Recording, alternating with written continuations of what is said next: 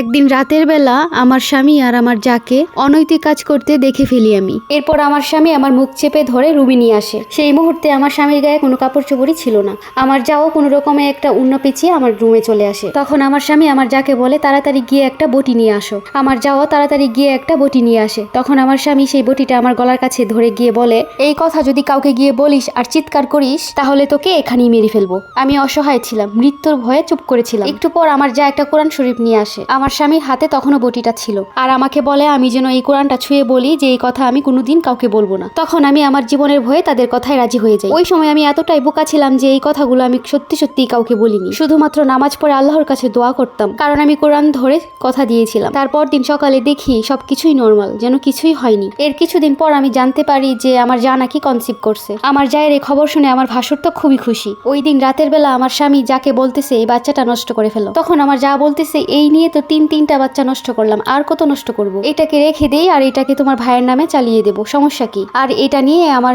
জাল আর স্বামীর মধ্যে তুমুল ঝগড়া হয়। তারা প্রায় 10 দিনের মতো কথা বলেনি। আর আমার যাও আমার সাথে তেমন কোনো কথা বলেনি, কোনো ঝামেলাও করেনি। এরপর যখন 2013 সাল, তখন আমার জায়ের প্রায় 7 মাস চলে। এরই মধ্যে আমার যা আর আমার স্বামীর মধ্যে যা কিছু হয় তা সবকিছু তারা আমার সামনেই করে। আমার কাছে আর কোনো কিছুই লুকায় না, তারা সবকিছু আমার সামনেই করে। এগুলো দেখে আমার বুকটা জ্বলে যেত, কিন্তু আমি চুপচাপ সবকিছু সহ্য করতাম। খুবই লজ্জা লাগছে এগুলো বলতে, তারপরও বলতে হচ্ছে। এরপর আমার যা একটা মরা বাচ্চার জন্ম দেয়। সেদিন আমি খুব খুশি হয়েছিলাম। সেদিন আমার যাকে আমি বলেছিলাম, আপনি তো দেখি ঠিকঠাক একটা বাচ্চার জন্ম দিতে পারেন না। কারণ আমার প্রথম বাচ্চা যখন জন্মের সময় মারা গেছিল, তখন আমার যা আমাকে অনেক কথা শোনাইছিল। আর এই কথাটা আমার যা আমার স্বামীকে বলে দেয়। আর তারপর আমার স্বামী আমাকে খুব মারধর করে। এই জন্য আমি আর সেখানে থাকিনি, আমি আমার বাপের বাড়িতে চলে যাই। আবার এর পরের দিনে আমার স্বামী আমার বাবার বাড়ি থেকে আমাকে নিতে আসে। সে ভাবছিল আমি যদি আমার বাপের বাড়িতে সবকিছু বলে দিই, এই জন্য সে আবার তাদের বাড়িতে আমাকে নিয়ে যায়। এর কিছুদিন পরে আমার বাবা মারা যায়। তারপর আমি প্রায় 40 দিনের মতো আমার বাবার বাড়িতে থাকি। এরপর থেকে সবসময় আমার মন মেজাজ খুব খারাপ থাকতো, কারণ আমার মাথার উপর থেকে বাবা নামক ছায়াটা চলে গেছে।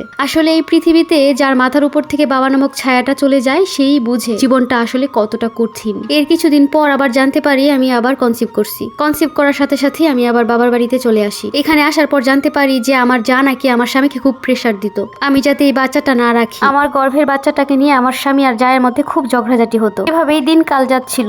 আমার যখন 7 মাস চলতেছে, তখন আমি আমার একটা কাজের জন্য শ্বশুর বাড়িতে যাই। সেখানে এক রাত থেকেছিলাম। এক রাত থাকার পর পরের দিন সকালে আমার যা আমার সাথে তুমুল ঝগড়াঝাটি শুরু করে। এরপর আমার জায়ের প্রথম বাচ্চা খেলতে গিয়ে পুকুরে পড়ে যায় এবং আমি সেটা দেখতে পাই। আর আমি তাকে বাঁচাতে গিয়ে আমিও পুকুরে পড়ে যাই। তখনই আমার পেটে প্রচন্ড ব্যথা হচ্ছিল আর রক্তপাত হচ্ছিল। সাথে সাথে আমাকে হসপিটালে নিয়ে যাওয়া হয়। হসপিটালে যাওয়ার পর সি সেকশনের মাধ্যমে আমার বাচ্চাটা বের করা হয়। বাচ্চাটা নাকি পেটের মধ্যে আগেই মারা গিয়েছিল। এরপর 15 দিনের মতো প্রায় হসপিটালে ছিলাম। সেখানে থেকে মনে মনে সিদ্ধান্ত নিই যে আমি আর ওর সাথে সংসার করবো না, ওকে ডিভোর্স দিব। কারণ অভাবের মধ্যেও সংসার করা যায়, কিন্তু চরিত্রহীন পুরুষের সাথে সংসার করা যায় না। একদিন আমি শুনতে পাই আমার যা আমার স্বামীকে বলতেছে, তুমি ওকে ছেড়ে দাও, আমরা পালিয়ে গিয়ে বিয়ে করবো। এরপর আমি সিদ্ধান্ত নিয়েই নিই আমি আর ওর সাথে সংসার করব না। এরপর আমি আমার বাবার বাড়িতে চলে আসি। এরপর আমি আমার সব জিনিসপত্র নিয়ে একবারেই বাবার বাড়ি চলে আসি। আর আমার স্বামীর সম্পর্কে সবকিছু খুলে বলি তাদেরকে। এইসব কাহিনী শুনে আমার মা তো কাঁদতে কাঁদতে শেষ, আর বললো যে এতগুলো বছর আমি এই কষ্ট কিভাবে সহ্য করলাম, তাদেরকে কেন সবকিছু খুলে বলিনি। তারপর সবার সম্মতি নিয়ে আমি আমার স্বামীর নামে মামলা করি। আমি যখন মামলা করি তখন আমার যা আমার নামে একটা বদনাম রটায়। আমি নাকি 1 লাখ টাকা চুরি করে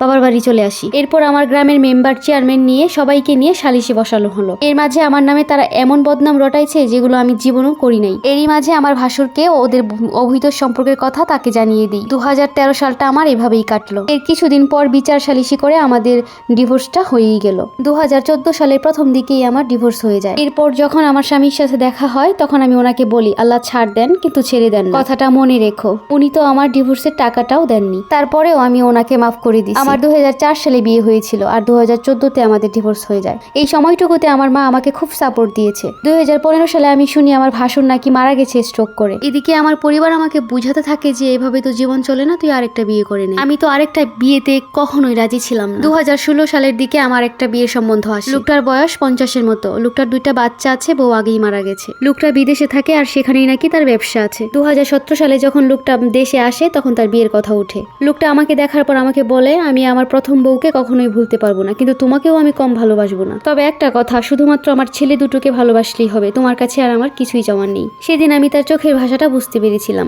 যাই হোক, 2017 সালে ওনার সাথে আমার বিয়ে হয়। এরপর আমি আমার নতুন জীবনে পদার্পণ করি। এই সংসারেও আমার একটা যা আছে, কিন্তু উনি আমার মায়ের থেকেও আমাকে বেশি ভালোবাসতেন। এরপর উনি আমাকে বিদেশে করে ওনার সাথে নিয়ে আসে। আমি যে আগে বিবাহিত ছিলাম উনি সেটা কখনোই বুঝতে বুঝতে দেয় না। হ্যাঁ, আমরা এতটাই সুখী, আর ছেলেগুলো আমাকে মায়ের মতোই দেখে, মায়ের মতোই ভালোবাসে, এতটাই ভালোবাসে যে আমার মাথায় আসে না যে ওরা আমার গর্ভে সন্তান নয়। শুনেছি আমার ভাসুর মারা যাওয়ার পর আমার যা নাকি আমার প্রাক্তন স্বামীকে বিয়ে করে, আর আমার জায়ের নাকি জরায়ুতে ক্যান্সার ধরা পড়ছে। তবে আল্লাহর কাছে আমি শুকরিয়া জানাই, তখন যদি আমি কষ্ট না করতাম তাহলে হয়তো এত সুখের জীবন আমি পেতাম না। এই গল্পটি একজনের জীবন থেকে নেওয়া হয়েছে। গল্পটি কেমন লাগলো আপনাদের কাছে অবশ্যই কমেন্ট করে জানাবেন, এবং এরকম গল্প পেতে চ্যানেলটিকে সাবস্ক্রাইব করে পাশেই থাকুন।